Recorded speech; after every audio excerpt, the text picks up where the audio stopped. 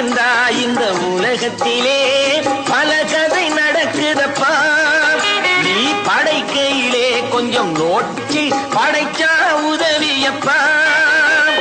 படித்தால் என்ன உழைத்தால் என்ன பணந்தான் வாழ்வின் எல்லையப்பா.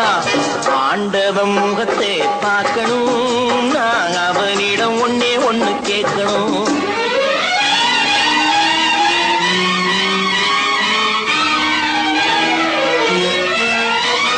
தர்மம் என்பது என்றோ ஒரு நாள் தற்கொலை புரிந்ததப்பா.